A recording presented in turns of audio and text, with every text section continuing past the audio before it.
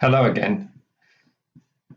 In this part of the series on best practice for market research, um, we'd like to look at questionnaire design or question set design, as we might call it as well. In previous episodes, we've looked at the best practice from the point of view of developing an initial set of hypotheses on which to base the research and then looking at insights when we get to the final end outcomes. The key part in the middle is really questionnaire design, and the questions need to be focused around the appropriate methodology, but most importantly around engaging with the future respondent. Engagement with the respondent is essential to get the best quality research, the best quality output, but also to make the activity fun and engaging for the respondent so that they actually will come back and do more of our research activity for us.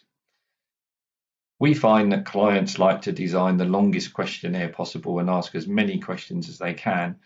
And whilst obviously from a provider point of view, you're trying to satisfy that client need, there are some rules that really you need to engage with to make sure that we keep the experience for the respondent to the best that we possibly can. Questionnaires should really only lead to around about a 15 to 18-minute interview. Anything beyond and the interviewee gets fatigued, the quality of the information declines rapidly, and really you get very little out of it.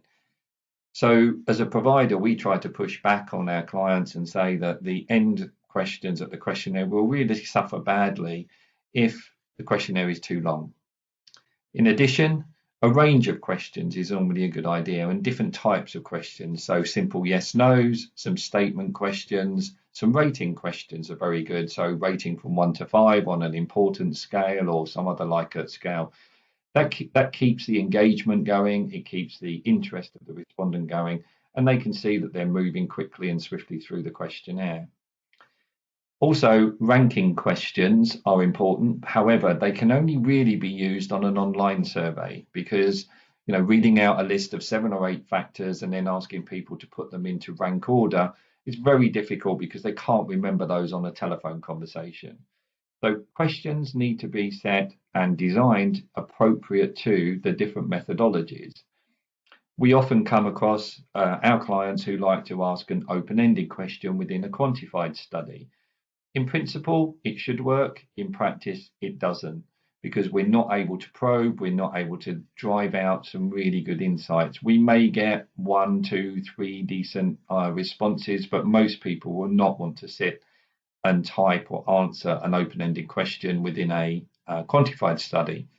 In a qualitative approach, a series of open-ended questions and discussive questions can work very well. So again, the questions need to be literally linked to the type of research methodology that you're using.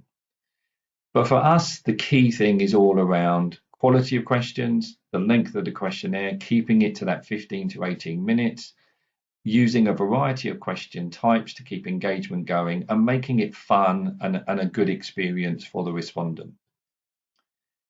Providers do need to push back on long questionnaires, which seem to be becoming a bit of a trait, especially with the online methodology, because people feel, well, I can squeeze the odd couple of questions out. But again, it can deflect from the experience that the respondent has, and the quality of the information suffers for those latter questions. I hope that's helpful. A best practice for questionnaire design. We're happy to discuss any questions that you'd like to have with us when you want to. Thank you.